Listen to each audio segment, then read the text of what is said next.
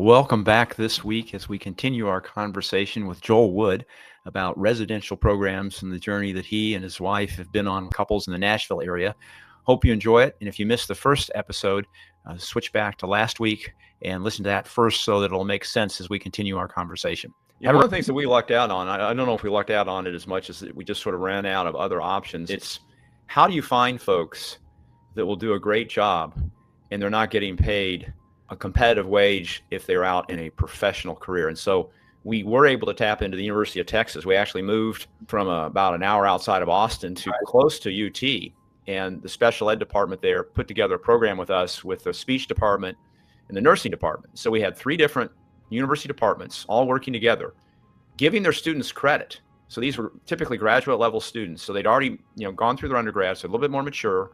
And they were a little bit more committed to working with the population. They sort of knew what they were getting into. The biggest surprise, which we found is one of the reasons you have such high turnover, right? That folks think they can work with this, especially volunteers, church volunteers. Oh yeah, I want to do this. And they very quickly learn, oh, I'm not cut out for this. I didn't know this, It's messy. Yeah, it's kind of messy. But if the students are getting course credit and they're working together and they already have training, the courses that they're taking is about, behavior. It's about collecting data. It's about, improving speech, even if they're nonverbal. Our son still has speech therapy twice a week. He's never going to talk, but the speech therapy helps him communicate, in his case, with an iPad that's using visual icons that does talk. His receptive language, and it sounds like this is the case for William, it's what they understand. He understands a lot. He understands everything. Yes. The fact that he can't articulate that, he can't express that verbally is the challenge, but he's able to express things with his iPad, through visual icons, or in William's case, it sounds like he just spells the words out. That's pretty cool, right? But getting students involved where there's course credit and the professors are sort of monitoring the program, that is an inexpensive way to get some staff that is somewhat trained, not necessarily trained about the particulars with your son or daughter, but at least they've had some educational background, maybe an internship or 2 already. The fact that they turn over, every couple semesters, we were really worried about. We thought, well, we're going to go through all this effort and Michael's going to be really excited to see these folks, these students come in, and now they've gone. But just the opposite has happened. He really looks forward to new members of the team. As soon as the new member shows up, in his case, especially if it's a cute gal, he gets rid of everybody else. He shoves everybody else out of the room. And he goes over and he holds her hand and he'll do whatever she wants because he thinks this is pretty fun. So yeah. I don't know what William's like in that environment, or if you've even explored any universities that may be close to something that you guys were considering in Nashville, but I'd be interested in your thoughts on that. No, I think that's a wonderful approach. We have thought through that. There are, Vanderbilt, for instance, is a major research institution that's here. They've been active in this environment and in this realm for a long, long time. And they have a program where they actually have some community built where people live and work with the folks that you're talking about who are pursuing this, getting into this profession and getting into this realm.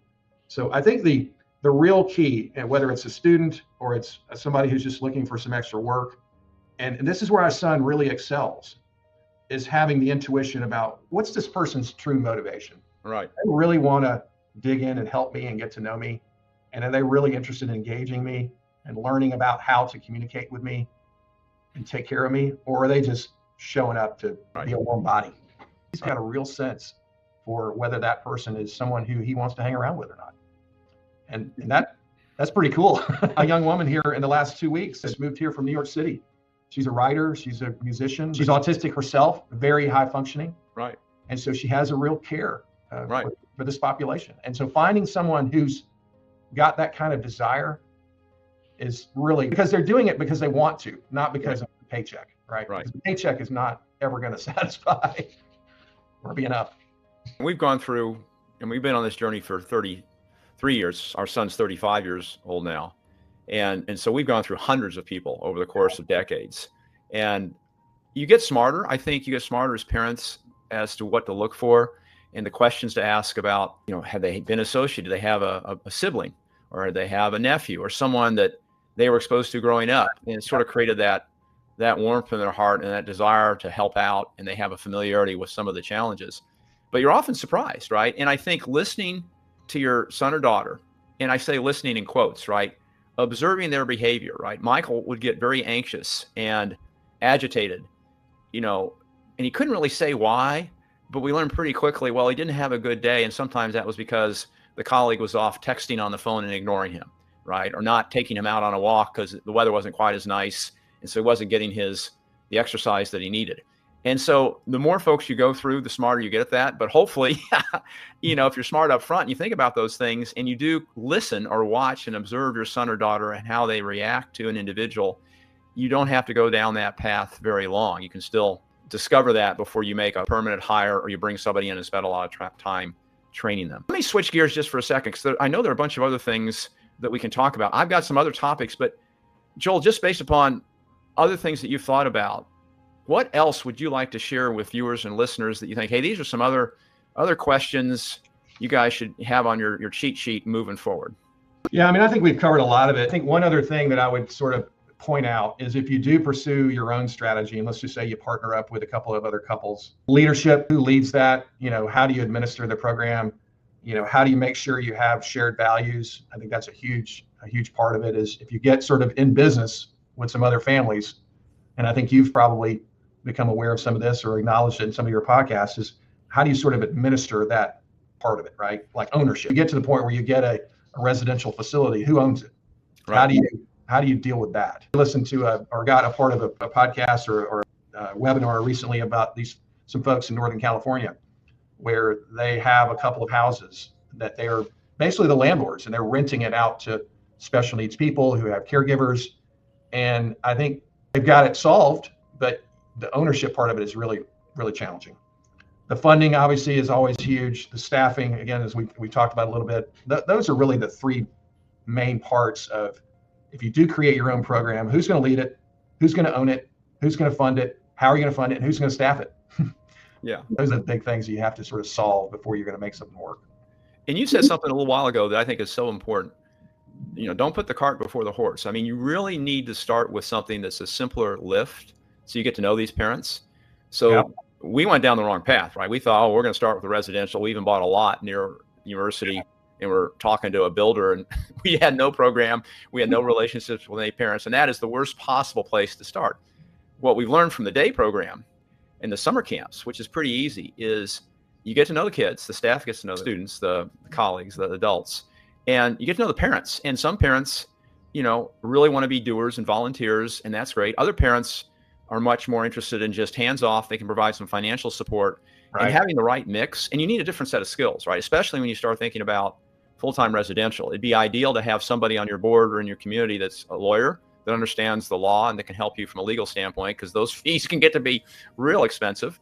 Somebody that's a builder or a developer that sort of understands the real estate side. We have one guy on our advisory board that does a lot of work with municipalities and builders in and around Austin. And so he's very well connected and is currently looking at securing some land that we then can build a capital campaign around to raise money, for a longer term vision, where there would be homes and hopefully some type of facility that they could work at, but also close enough to Austin so they could get out off campus and into the community.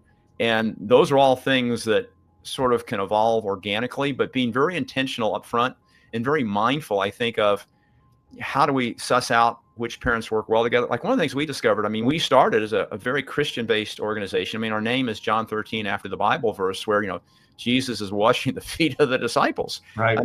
But we have some Jewish families that from a God-centered, moral-centered respect and dignity are amazing. And so I don't think it's so much focused on just what religious belief do you have, as much as are these parents and families who put their child first and have all the love and desire to help them and are really willing to work with other parents of the same mindset, regardless of their religious persuasion. And that's served us very well so far, and hopefully it'll serve us well down the road.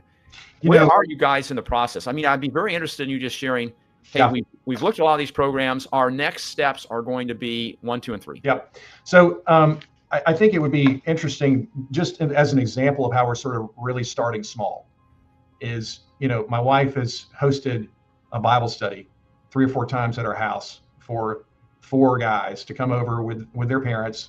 And, it's been pretty easy. She's asked ChatGPT to create a Bible study on Jonah. Here's a summary, and here's 5 questions we can ask, and they can spell the answers. And so we've done that, I think, 3 or 4 times. She's going to have another session, another Bible study this Saturday. But that's been really helpful to learn. Okay, so they're not all going to sit at the table, right? Right. They're going to get up and they're going to wander around, and they can still hear the questions. Yes. They can still, and someone maybe 2 rooms over, but they know what the question is and they can answer on the letterboard, and we can all get back together and talk about the answers. Yeah. But it's just, kind of learning, what does this look like? Right. This is not a classroom. This is not going to be a classroom kind of thing. No. It's really going to look like in practice. Yep. And whose parents are going to get involved and sort of dig in, and who's going to stand by the side and kind of watch, that's to your point. I think it's almost like building a business, right? If you think back to the .com era, maybe people are old enough to remember the 99, 2000 .com era where, people created these business plans out of vapor. There was no essence to it. There was no real business model. It was just, we're going to get eyeballs or whatever it was. This is the same thing. You've got to create something that works, that actually happens day to day, that works, that it's not just dream this and think about this. It's, designing something that really works. And so I don't know that we have next steps 1, 2, 3, Mike. At least if we're going to create something for these 3 boys that we have in this group, we're starting small and just kind of iterating and trying to figure that out. Maybe one last thing to talk about. I personally love technology. I mean, Kay and I were both computer programmers out of college. And you mentioned AI earlier. And I think there's concern now about, well, my kids can't get a job when they graduate because AI is taking a lot of these entry-level positions. AI will never take the positions that we're talking about. No. AI can help, right? I mean, we're looking at multimodal devices where you have some kind of wearable. So let's say it's a wristwatch, and it's got some software on there so it can sense when heart rate goes up or perspiration goes up or the breathing shallow. And maybe that's a precursor to a meltdown or behavior, right? So the staff member can get an alert on their smartphone and remove the individual or go over and see what's going on. Michael, are you okay? William, are you okay? And then multimodal, Meta's got some glasses they're coming out with now. They're a lot less expensive. They have a camera and audio recording. Not that everyone's going to wear the glasses, but if you can integrate in video and audio to where over time you actually can then use AI to parse out over the course of a day what biometrics corresponded to a spike in heart rate. Now let's back up the video and the audio and let's listen to what William was seeing and listening to, or Michael was seeing and listening to. Was it a joyous, fun thing, or was it something that was causing stress that maybe the staff missed? Yeah. And so we're not there yet, but we're close to getting to the point where you can use AI to help train the staff and be more aware of the environment and events that are positive or that are negative triggers. We use AI right now for research. I think everyone that's in this space finds probably AI the most valuable in sussing out, what's out there, who's doing what. You have some recommendations on how to proceed or put together a plan. But have you guys invested in any technology? Have you looked at any other technology? Have you used AI in any other ways that you think parents should be aware of? No, I mean, I'm sad to say we really haven't. I think we're probably like a lot of other people. We just sort of go on ChatGPT and ask specific questions, but we really haven't explored that. I think my wife has done an incredible job of networking and getting on podcasts and being on the right groups. And so we're getting a lot of inputs from a lot of other families and different sources, media sources, but we really haven't used AI to any great extent. If you had to leave the viewers and listeners with just, advice, like they can't do anything else at this point, and part of this depends on where they are in the journey. So I know this is a hard question to answer, but just based upon what you guys have discovered and what you've learned, for any parent listening, what is probably the most important one thing, single thing, or maybe 2 or 3 things that you recommend? Hey, don't forget to do this. Or one of the things that we just found invaluable was something else. Does anything like that come to mind, Joel? I think regardless of what realm you're talking about, whether it's the school system, whether it's dealing with an outside ABA firm, whether it's dealing with SSI and the Social Security Administration, just never giving up, being persistent. It takes a ton of energy. I fought with the Social Security Administration for 18 months to get my son SSI at the full rate. It's possible, but sometimes have to wade through a lot of stuff to get there. Just, be persistent. Don't give up. This journey is tough and it's exhausting, and it's sometimes, can drive you to do some crazy things, but just don't give up. Be persistent. That's the word I would leave you with. And that's the approach we're trying to take to this particular challenge we have in front of us. Is let's see what all the options are. And maybe we do have to create something for our son and a couple other guys. And that's going to be hard. Right. But that may be what we have to do, not exist in this particular part of the world. Yeah. And it's regardless of where you're located, I think being tenacious and persistent and not giving up is an important skill set. And one of the things that I learned personally is Kay and I were both fairly persistent, but the way we were persistent was very different. I tended to be much more of a hard-nosed, hey, I deserve this, I want this, and I was a little bit abrasive and probably too adversarial. Kay would go in and more of, how can I help make this happen? So like for our school district at the time, they weren't very tech savvy. And so she actually went to Region 13, which is in Central Texas, sort of the support center for all the public school districts. And she met with them, and she was the one that sort of reviewed all the tech devices, all the communication devices. This was before an iPad even existed.